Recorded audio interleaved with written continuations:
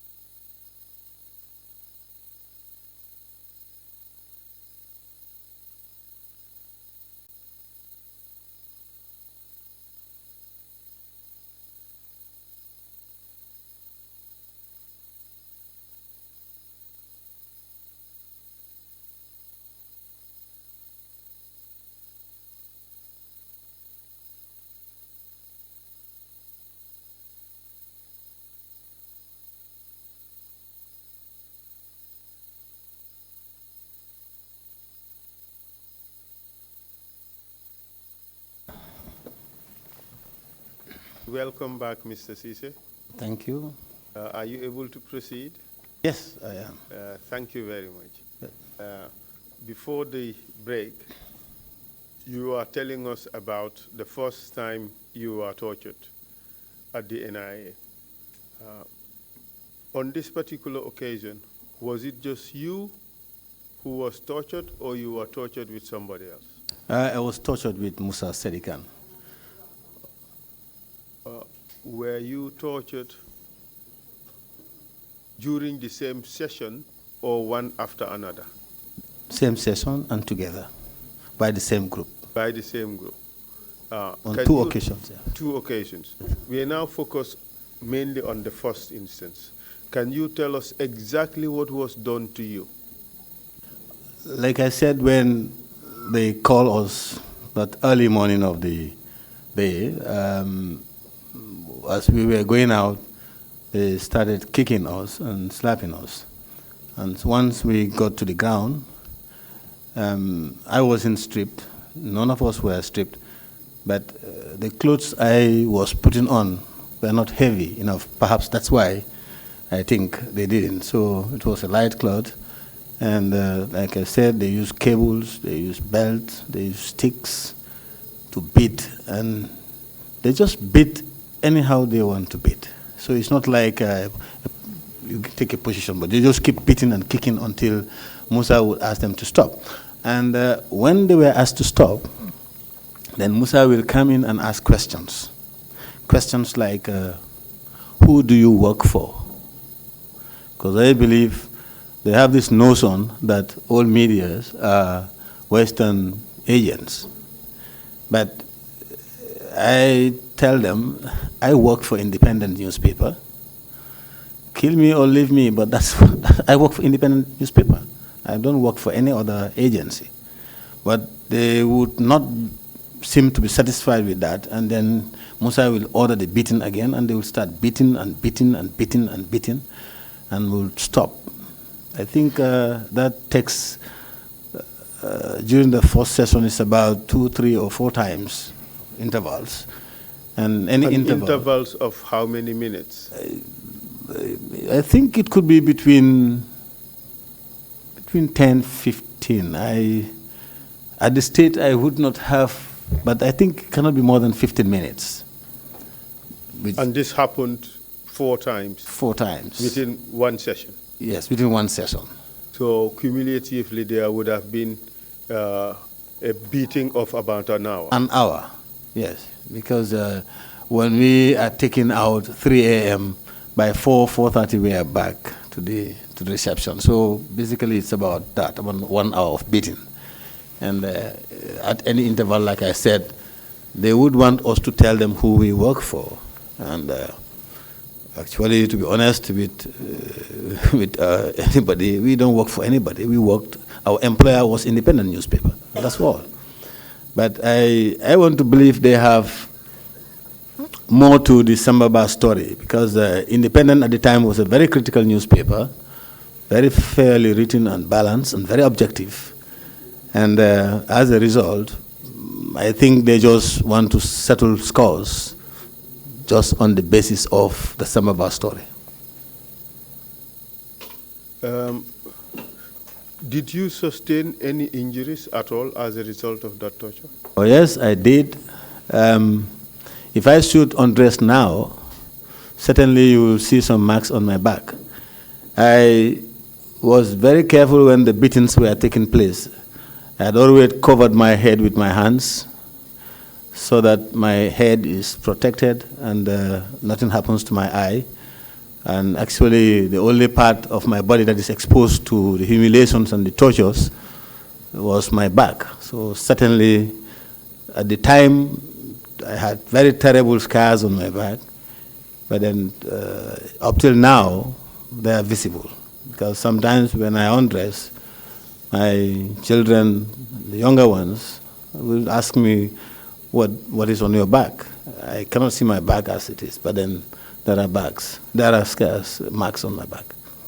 We would ask you to send us a photograph of your back so that whatever marks there are would be visible in the photograph, and we can use that as add that into the record. Okay, I will do that. And after the first session, did you need any medical attention? I needed medical attention, but I wouldn't be given, because I was still under their custody, and they wouldn't give anything.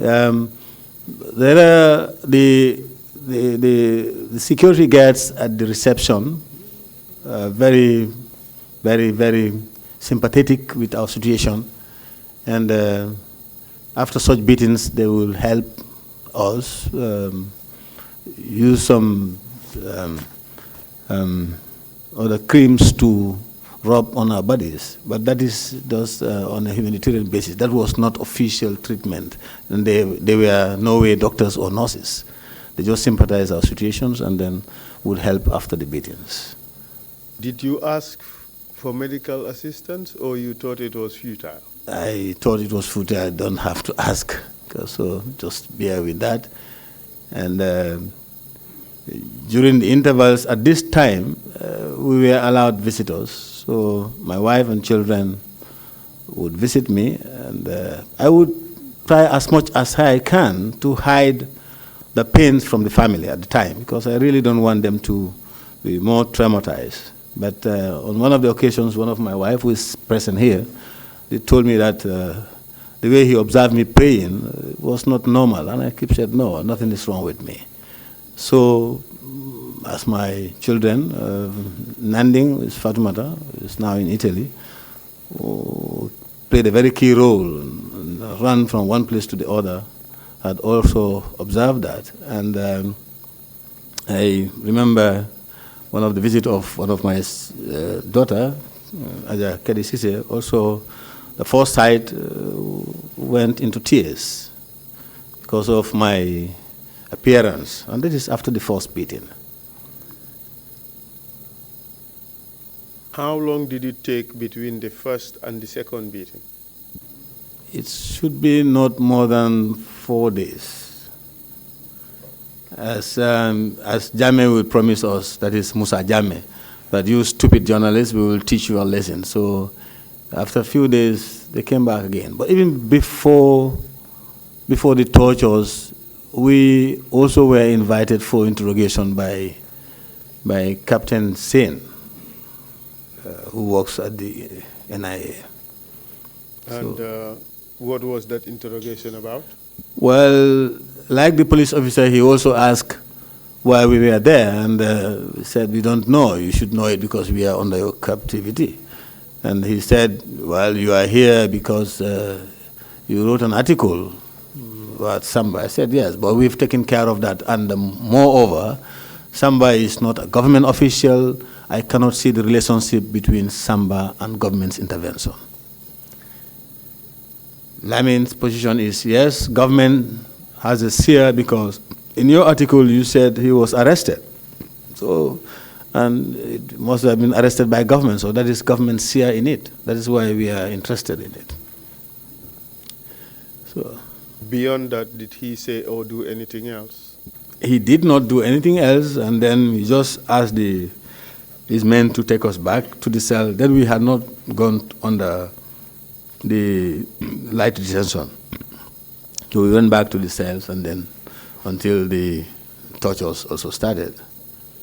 Between the first and the second torture, you said it took about 4 days. Yes. And that would have taken us to about almost two and a half weeks into your detention, correct? Yes. So what happened? Because my total detention is, our total detention is 3 weeks, that's 21 right. to 22 days. That's right.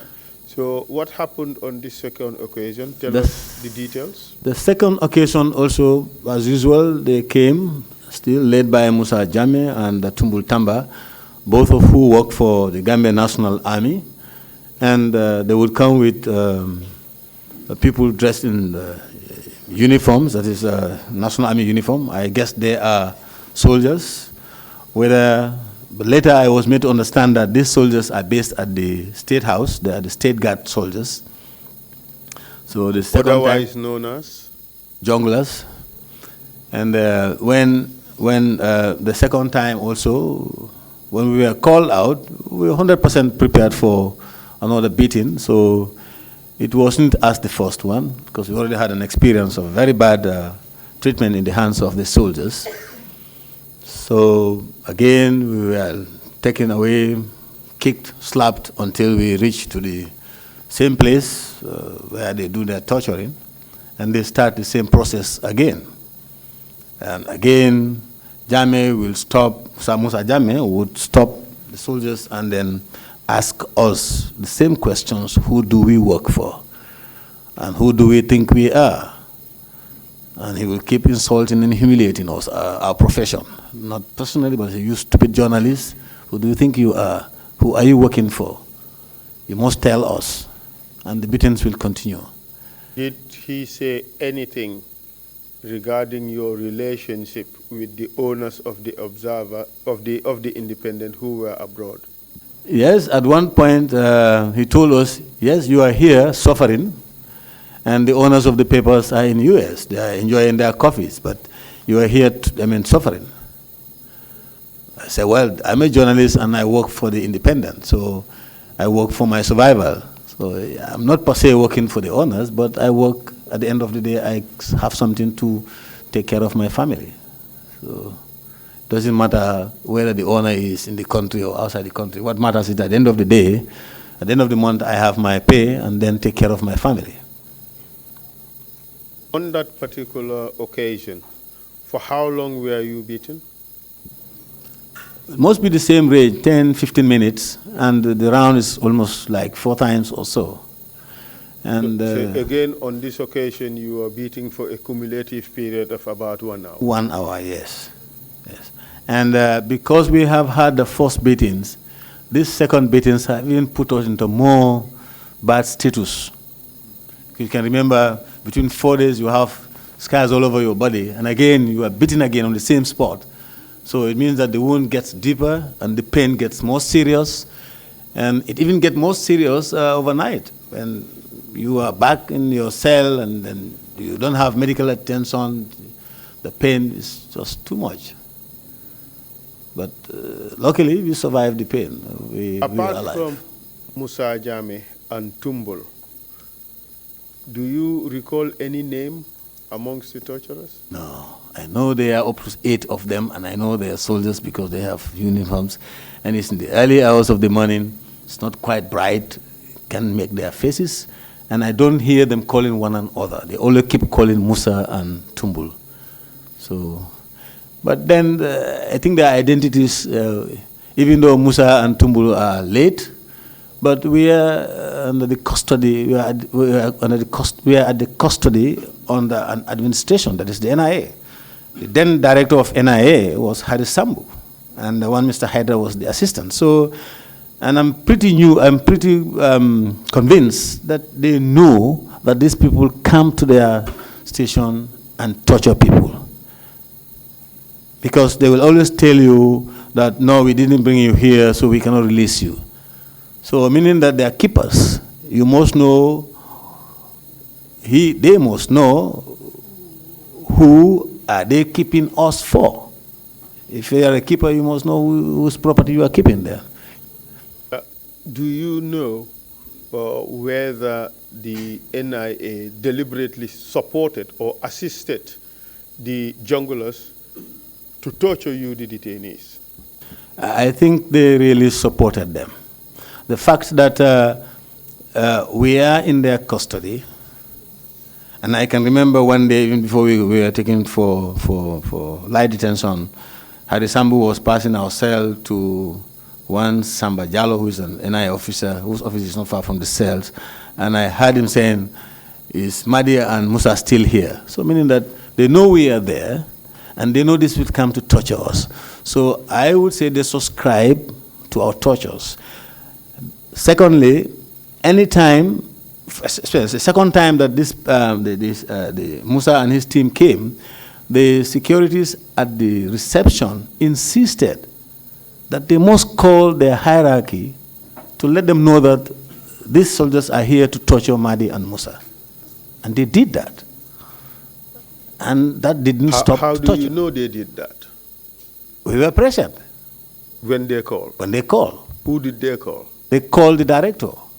Which director? Hari Sambu, the director of NIA, and they also spoke to, according to them, they spoke to Haidara. I don't know if Haidara's first name, but he's also a senior person at the NIA then. And as far as you know, did Mr. Sambu or Mr. Haidara object to you being tortured at that time? No, I don't know. But the fact that the second beating continued and it wasn't stopped, I want to believe that they must have subscribed to it. On this particular occasion, you suggested that your injuries worsened. Is that right? That is correct, yes.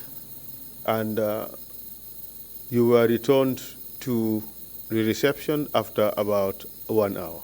Yes, correct. And what happened after that? At the reception, at that point, Musa was really very scared and very afraid. And Tumbulu, Tamba, and Musa Jama and his team were there. My colleague Musa Sedikan said to me, we have to run away, otherwise we will be killed here. Hey, for me, well, running away, yes. But then I looked around and I said, but Musa, how can you escape here? Look at where you are. But even before I conclude, Musa had already smashed the window, attempting to run away. But these are bullet-proof windows, so you can't. So the glasses broke, and then they rushed in again and grabbed him. Who rushed in again? Musa Jame and Tumultamba rushed in, they grabbed him, and they took him away. This time alone, I wasn't there. Did you see him again? I saw him again. And in which condition? He was serious. He was in a very serious condition. I think he broke his hands 2 times. I can fully remember. Did he break his arm? They broke. When I say he broke his hand, I mean they broke. Let me put it this way: they broke his hand more than 2 times, because of the beatings. I don't know how they were beating him, but when he came back, he was in a very bad status, and I can see his hand was broken. And he didn't have any medical attention at that time, so he had to spend the night with that very serious pain the following day. And that went on, I think, for 2-3 days. And then one day he was taken away in the afternoon, and then he came back. When he came back, he told me that they took him to the military medic or whatever, something like that. Could you say that again? They took him where? They took him to a military hospital or a military doctor, something like that. He had some treatment, but from the military. But that was, like I said, 2 or 3 days after his hand was broken. How about you? Did you also need medical attention? At the time, yes, because I had wounds all over my body, my back. Were you given any medical attention? No, I wasn't. But I think because Musa was in a very more serious situation than me, because like we all may have sustained injuries on our backs, and additionally, he had a third beating, which I didn't witness. But when he came back, I can see the results. So I think that must be the reason, and that's it. For how long did you remain in detention after the second beating? I don't think we stayed much longer, but then they must have also allowed natural healing to take place before we were exposed to a panel. So I don't really know, but I know we were released, our total detention was 21, 22 days. Probably we were released a week later or so. Can you tell us how your release occurred? One morning we were called to their conference hall. Again, if you get into the NIA, there's a story building, and up there was a big conference hall. And when we went, we were seated somewhere, and then the table was full with different uniformed personnel from the army, from the police, from the NIAs, lots of them. And then the Inspector General of Police was there. I think the then CDS, Lantomon Tamba, also was there. And they started talking to us. It's important we know who was there. You mentioned... the Usman Sonko, at the time was Inspector General, but later became Minister of Interior. And Lantomon Tamba was there. Was there a representative of the NIA? Yes, because Harisambu was there, Hydra was there, and others. And also, Captain Sen was there. Captain Sen. And then there was this former police officer, police IG, who used to live in Bakau. Anyway, maybe I remember the name. He was there. Is it by the name Jame? Jame. At the time, I think he was an advisor, police advisor, but he was one time Inspector General of Police. FRI Jame? FRI Jame was there. So the room was full packed, but these names I can remember very well. And they start taking turn addressing us. We were not given any opportunity to say anything.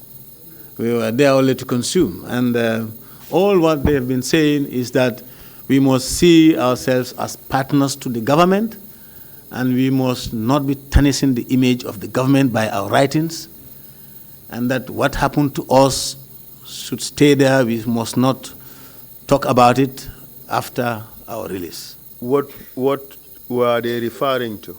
The tortures, actually. Because the only thing that happens to us there that one man would not like to be revealed is the tortures. Because mere detaining us is normal, but it is abnormal to subject people to inhuman treatments like beating them and causing a lot of injury to them. I guess that's what they're referring to. So you were being cautioned not to discuss your torture outside after you were released? Yes. Who said that? Do you recall? I think it must be the Inspector General of Police. former Inspector General of Police, Usman Sonko.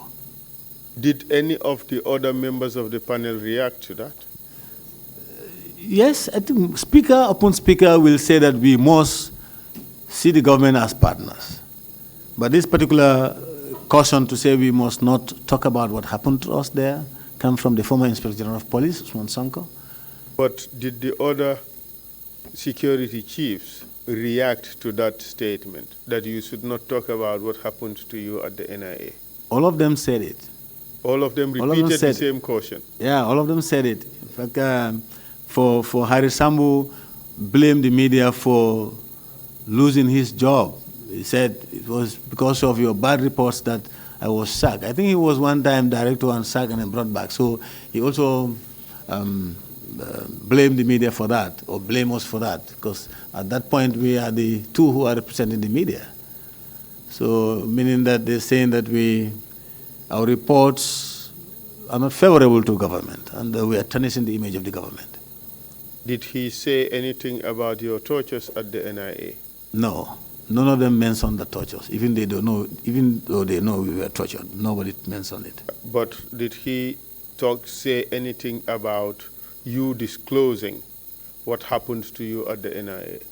Yeah, they always said we must not talk about what happened to us, but what particularly what they would really particularly mean, they didn't say that. They didn't say exactly that you must not talk about these tortures. They always said you must not talk about what happened to you here. But we understood that what I am trying to drive at is who actually told you that you mentioned the IGP, yes, the former IGP. Yes. Did any other member of the security chief also utter those words to you? The former CDS, Lanta Montamba. And who else? I think I can remember these two, but like I said, speakers upon speakers really said similar things. But these two really said it. So that was intended to cover up what happened to you at the NIA, so that it would not be known to the public? Yes. And what happened after that? What happened after that, when we were released, a few days later, a week or so later, because I am in constant contact with Musa, and he told me that, well, Madi, I think we should leave this country. It's still not safe for us. Like he told me at the NIA that we have to run away, otherwise we'll be killed. And my take on it at that time is, well, I will consider it, but I'm not ready for leaving the country. That later I found out that he left for Senegal, and then later moved to the USA. And what did you do? I continued working in the Gambia. I continued as a journalist. Even though my media is shut down, I cannot have access to independent, and there's nothing I can do. So what I did was found the media agenda and continued my work. And as a result of staying in the country and doing the same media work, I think the CPJ, Committee to Protect Journalists, nominated me for an International Press Freedom Award, which award later I won, and then went to US to receive that award in 2007. 7 or 17? 2007. 2007. That was a year later, pretty much. It was November 2007, yes. That's right. Were you given a reason as to why the Independent was closed? No reason was given, but I believe the reasons are the regime is out to muzzle the press. They're out to silence us by all means. So this time around, they just sealed the premises. We cannot have access to it. We cannot talk to anybody about it. And we remain in that situation, and it has sent a lot of us of our jobs, including myself as the general manager, editors, reporters, printers, messengers. A whole lot of staff are sent off. Later on, the staff has to scatter and then pick jobs here and there with other media houses. So are you suggesting, therefore, that the issue of the Sambaba publication was just a pretext. Very well, yes. Because that was already sorted out. That was my position. So it was a pretext to close down the Independent. The Independent, because I think they just used that to settle scores with us, because the paper was a very independent and critical newspaper. And, but what is extraordinary is what happened to the actual author of that article. Well, the actual author, which is Lamin Fati, was also arrested even before we left the NIA. He was also arrested and brought to the NIA. What, do you know whether he was tortured? He stayed much longer than, I would have no doubt that during his stay he was tortured. I cannot doubt that at all. In fact, why don't you doubt that? In fact, if anybody should get the worst treatment in their hands, would have been Lamin, because they will assume that he is the author. And he also stayed there much longer than us, I think about 3 months. And later he was dragged to court and was fined $50,000. Even that $50,000, then I was the president of the GPU. We were ready to pay, but they just rushed him to the Mile 2 prisons and asked me to go and get the money when I pay, go to the magistrate court with the receipt, and then they will escort me to get him out of prison. And that's what I did exactly with my colleagues. And after how long were you able to get him finally released? Oh, that same very day. He didn't spend the night there. I rushed, and but before the banks are closed, we got this money out, paid, get a receipt, went to Mile 2, and then we get him out of Mile 2. So after that, after this incident with the NIA, what did you do since the Independent was closed down? Then I started to look for an alternative, and one of the alternatives is I wanted to set up a newspaper immediately, but like I said, my colleague said, no, that's not the right thing to do. And I don't want to break my pen, so I decided to set up a media agenda, which is a media training and research body. So I do have proposals, I write project proposals, get some fundings, and short-time training, train journalists a week, 2 weeks, and so on and so forth. And that's how I was surviving until 3 years later. Then I founded Daily News, and I started operating a newspaper again. And tell us about the Daily News. For how long did it operate? It operated for 4 years, 2009 to 2011. It's about 3 years. And then what happened? It was shut down by the same government, because the Daily News was not different from the Independent. Having worked for the Independent, and some of the staff immediately came over, so the editorial policy was almost not different. So it was a critical newspaper at the time, especially when the prisoners were executed. And we run editorials, we run opinion columns from anybody, those in the country and those outside the country. And then we were closed down in 2011 together with 2 other media houses, that is Taranga FM and the Standard newspaper. On this particular occasion, were you arrested? No, I was not arrested. In fact, when they came to the office, I was at a meeting somewhere at Tango, and Lamin Jai has to call me to say, well, the NIAs are here, and they said we should close down. I said, close down for what? Did they give any reason? He said, no. I said, okay. I suspended the meeting, then they left, had already left. So I joined the staff, and then we meet and discuss around it, and we decided that that particular edition will come out. Whatever may happen, but we'll have to, because we're already working on an edition. So we used that edition to write the story of us being asked to shut down. But were you served with anything? Were you given any documents to show that there is an order for the Daily News to shut down? The APIC regime is just like a club. It's not an organized government that can give directives by writing. No, so they operate like a club. No letter was given to us, and we just had message that we should shut down, and that's all. And all the media houses that were shut down without any written letters.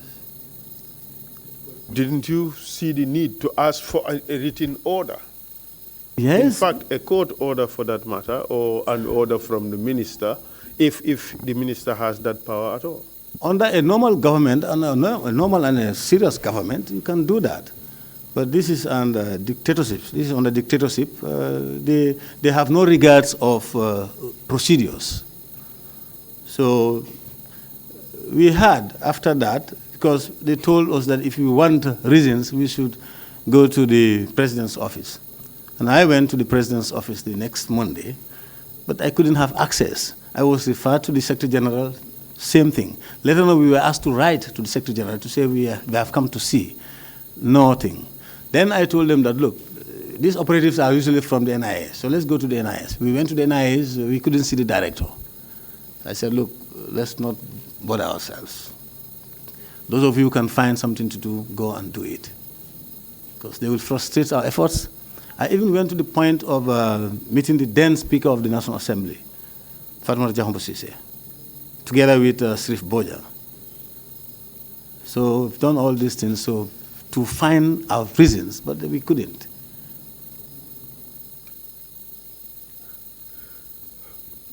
Did you make efforts to reopen the paper?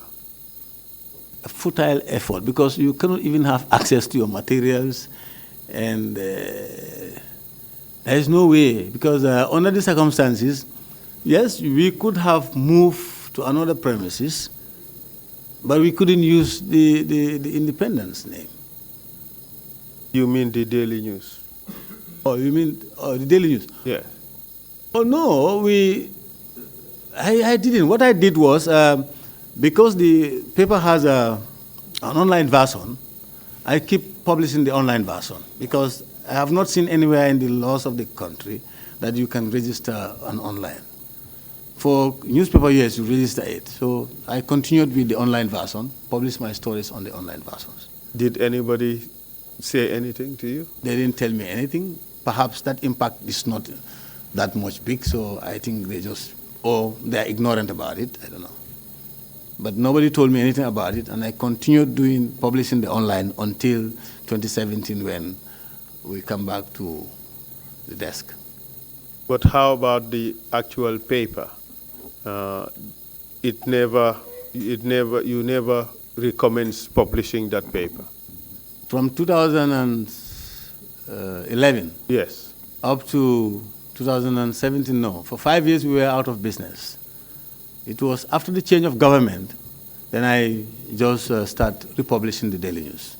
How about the news outlets which were closed at the same time with the Daily News, Trrc FM and the Standard?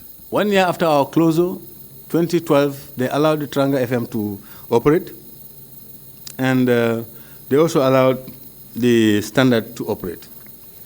At what stage did you learn about that? Immediately, was the president who made a New Year message that these two media houses were allowed to reoperate. So they were being forgiven, as if they were being done a favor. Yes. And I was privileged to a letter sent to the Trrc FM, and one of the conditions is if you are reviewing the local newspapers, you must review the Daily Observer and no other newspaper. Censorship. Yeah, that one I have seen that copy. Muslim. So I don't know what happened to Standard, but then they were also pardoned. For some reasons known to them, the Daily News is not allowed to see the light. But how did that impact on you and your family? Very seriously.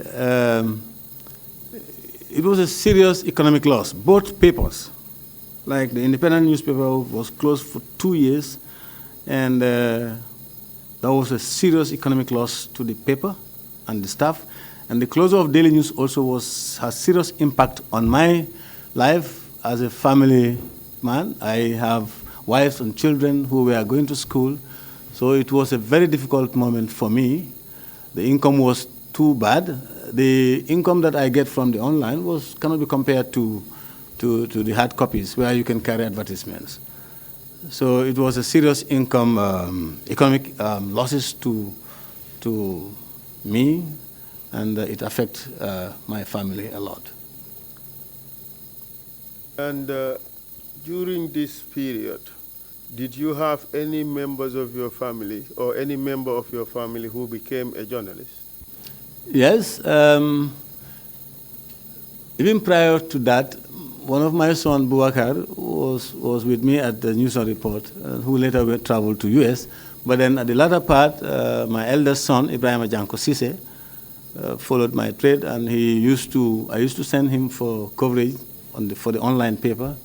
And he was doing pretty good for the online newspaper until April 2014, when he was arrested together with Salon Sanden and Co. Because he was following them, he was trying to make reports, and he was arrested. Was it 2015? 2015? Or 2016, yes, 2016. It was 2016? Yes. Okay, 2016 April. So he was following them, and he was at Westfield when he was arrested together with Solo and others, and subjected to tortures, very serious tortures. Because I was privileged to visit him at Mile 2, and he told me that, see what they have done to me. I said, what? So he opened his mouth, he has a broken teeth, and he took the teeth in the trouser, he pulled it out and showed it to me. I said, okay, keep it there. And he said, I was subjected to serious beating. He said, when they took him to the NIA, they took him to a concrete floor, desk table like this, tied his hands at the back, and then were beating him. And they were telling him, well, you're the son of Madi Ceesay.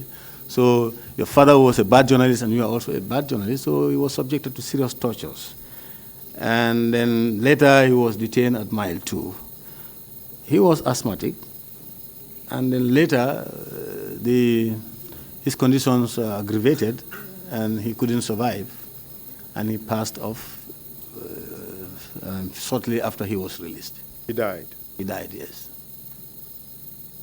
What do you think killed him?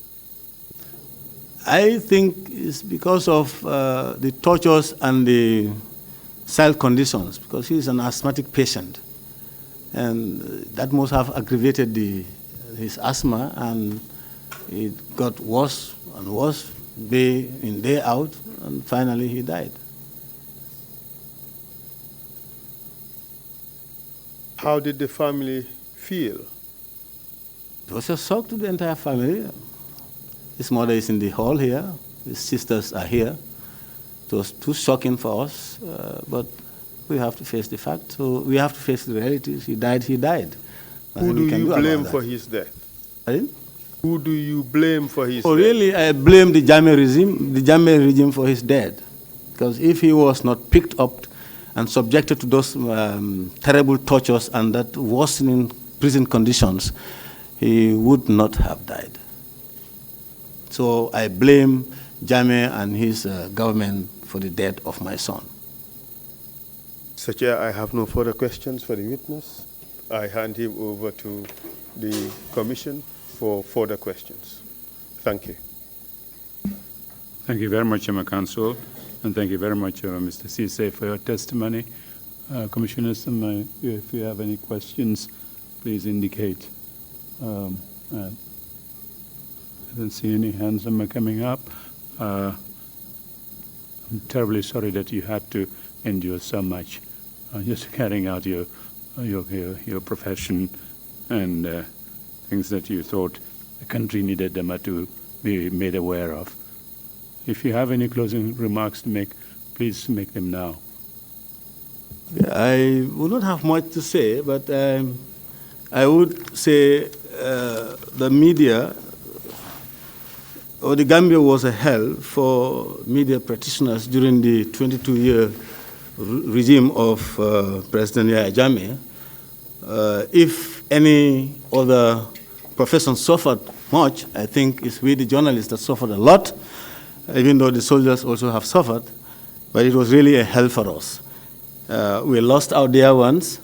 We lost our professions. We lost our businesses. We lost our, all our businesses to the dictatorship. And what I would say for now is these are in the past, and we really want to build up another Gambia so that we don't have such a terrible situation. I would urge the current government to look at our media laws. These are still within the books of our country, and if they are not repealed, they can always use them. As at one moment, the Justice Minister was on record to say that these laws are here still. So what that means, I don't know. So I would urge this government, if really we want to open a new page, that the draconian media laws should really be repealed so that we can have a clean page, because you cannot have a good democracy if you don't have a vibrant media. The media at the moment really are breathing some amount of independence and freedom. But really, we want these media laws to be plucked out of our books so that we can make the maximum use of our profession. And to my colleagues, that is the journalists, that we must be truthful and factual in our reports. We must not be biased if we want to really go to higher heights. Journalism is not all about destruction. It's not about destruction. Journalism is about construction. So my colleagues, we should always report factually, and chairman and council and lead council and other commissioners, this is what I think I can share with the new dispensation and my colleagues, the media practitioners. Thank you. Thank you very much indeed for those very nice, wise advice and the suggestions. Thank you again for coming to testify before the Commission. Most welcome. Thank you. We will take a lunch break, slightly longer than we normally do, but we resume our proceedings at 2:30. Meeting is adjourned. Thank you all very much.